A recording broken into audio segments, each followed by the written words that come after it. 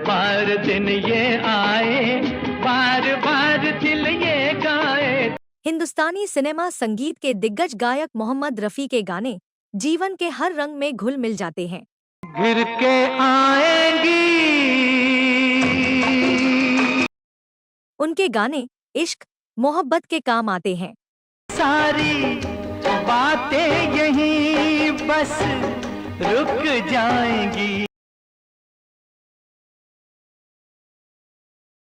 अपनी आँखों में बसा कर कोई एक, क्यों मेरे हौसले बढ़ाती हो। अब आन मिलो सजना, आन मिलो। प्रेमिका अगर भूल जाए और उसे अपने मोहब्बत की याद दिलानी हो, तब भी मोहम्मद रफ़ी के गाने ही साथ देते हैं। वो बहारें, वो चांदनी रातें। कहा जाता है एक बार तो एक एक्टर और एक्ट्रेस की शादी के बाद उनके हनीमून के लिए भी संगीतकार ने मोहम्मद रफ़ी से विशेष रूप से गाने गवाए थे। कौन था वो हीरो और हीरोइन, बताते हैं आपको, लेकिन पहले आप ये गाना सुन लीजिए। आज मौसम हो, आज मौसम। अब आपको बताते हैं वो एक्टर कौन था जिसके हनीमून के लिए संगीतकार ने विशेष गाने तैयार कर दिए थे। तो चलिए बताते हैं आपको। ये एक्टर थे सदाबहार हीरो देवानंद और संगीतकार थे SD बर्मन। आपको पता है देवानंद और सुरैया का प्यार पक्का था, लेकिन उनकी शादी नहीं हो पाई। फिर देवानंद ने रुख किया कल्पना कार्तिक का। कल्पना कार्तिक का पहले का नाम मोना था। ये साल था 1955 का, महीना था जुलाई का, जब फिल्म हाउस नंबर 44 के सेट पर आधी रात को देवानंद ने कल्पना कार्तिक से शादी रचा ली थी। पीछे पीछे आकर चलो हमें पाकर छुप छुप जाना हो। ये गाना है फिल्म हाउस नंबर 44 का। SD बर्मन के इस गाने में लता मंगेशकर के साथ हैं हेमंत कुमार। गाने में दिख रहे हैं देवानंद और उनकी नई नवेली दुल्हन कल्पना कार्तिक। देवानंद के इस गाने ने भारत के लाखों हसीनाओं का दिल तोड़ दिया था, क्योंकि इस गाने से सबको पता लग गया था कि देवानंद ने मोना यानी कल्पना कार्तिक से शादी कर ली है। पीछे पीछे आकर चलो हमें पाकर छुप छुप जाना हो। देवानंद और कल्पना कार्तिक की शादी के तुरंत बाद फिल्म 9-2-11 की तैयारी शुरू हो गई थी। जब शूटिंग शुरू हुई तो हनीमून वाले खास गाने की शूटिंग भी शुरू हुई। संगीतकार SD बर्मन ने नए विवाहित जोड़े के हनीमून के लिए कई ड्यूएट गाने तैयार किए थे और इन्हें गाने की जिम्मेदारी दी थी किशोर कुमार को।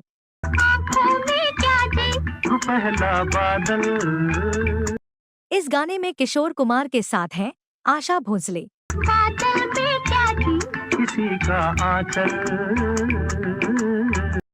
इस गाने को लिखा है मजरूह सुल्तानपुरी ने। आपको बता दें कि 50 के दशक में देवानंद के लिए किशोर कुमार का ये अंतिम गाना था। कहा जाता है कि उस समय किशोर कुमार अपनी फिल्मों और अपनी निजी जिंदगी में इस कदर व्यस्त हो गए थे कि उन्हें दूसरों की फिल्मों में गाने के लिए समय नहीं था। जब किशोर कुमार 9-2-11 के लिए अनअवेलेबल हो गए तो SD बर्मन ने हनीमून के लिए तैयार एक और गाने के लिए बुलाया मोहम्मद रफ़ी को। कली के रूप में चली हो धूप में कहाँ। इस गाने में मोहम्मद रफ़ी ने ऐसे गाया ताकि SD बर्मन को किशोर कुमार की कमी ना खले। कली के रूप में चली हो धूप में कहाँ। SD बर्मन के संगीत निर्देशन में देवानंद के लिए मोहम्मद रफ़ी का ये पहला गाना था। छोड़ो दीवानापन अज जनाब मन कहाँ। इस गाने में मोहम्मद रफ़ी के साथ हैं आशा भोसले। मुझ में है रुबा होगे न तुम जहाँ वहाँ।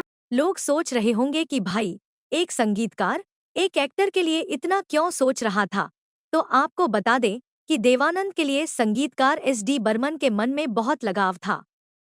देवानंद भी उन्हें अपना मानते थे। SD बर्मन ने एक बार देवानंद के बारे में कहा था, मेरा देवानंद के साथ क्लोज बॉन्ड है। ये रिश्ता सिर्फ प्रोफेशनल नहीं है, बल्कि उससे बहुत अलग है। मैंने देवानंद के साथ काम करते हुए कभी उन्हें रेस के लिए नहीं कहा, हालांकि मैं ऐसा कर सकता था। मैंने कभी उन्हें ना नहीं कहा। हम दोनों जैसे एक ही परिवार के हिस्सा हैं। SD बर्मन ने कहा था, एक बार मैं और मेरी पत्नी मीरा बाहर गए हुए थे, लौटे तो देखा कि मेरे घर के बाहर भीड़ लगी हुई है। पता लगा देवानंद मेरे घर में शूटिंग कर रहे हैं। चारों तरफ रिफ्लेक्टर्स और शूटिंग के सामान लगे हैं। अब आप देखिए कि देवानंद ने मेरे घर में शूटिंग करने के लिए मुझसे अनुमति नहीं ली। ऐसा था हमारा रिश्ता। अब आप समझ गए होंगे कि देवानंद की शादी के बाद संगीतकार SD बर्मन क्यों उनके हनीमून के लिए खास गाने तैयार करने में लग गए थे। ओ आजा पंछी अकेला है। देवानंद के हनीमून के लिए तैयार ये तीसरा गाना था जो खास था। आजा पंछी अकेला है।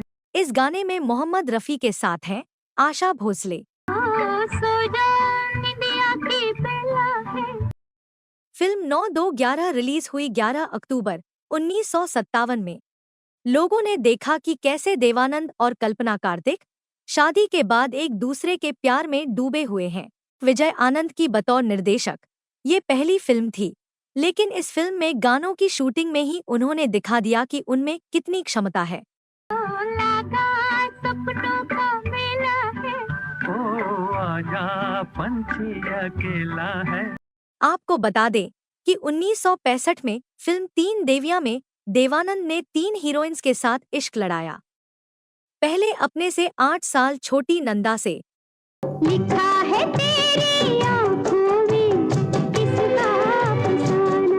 दूसरे में कल्पना मोहन से, मानो कहा अब तुम हो जवां, मेरी जान लड़कपन छोड़ो। तीसरे में सदाबहार कमसिन सिमी ग्रेवाल से, है कोई इन आँखों में एक तुम जैसी ख्वाबों की परी।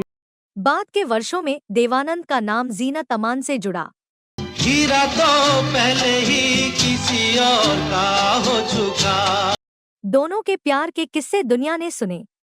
जीनत अमान से उनकी करीबियां इतनी बढ़ी कि उनका मुमताज के पास लौटना मुश्किल हो गया। रुक जान जा दिल तोड़ के।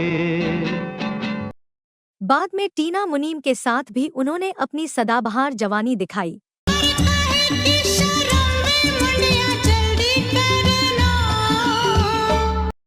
अगर ये कहानी आपको अच्छी लगी हो तो इसे लाइक करें, वीडियो शेयर करें और चैनल को सब्सक्राइब करें। नमस्कार। रुक जाना जा दिल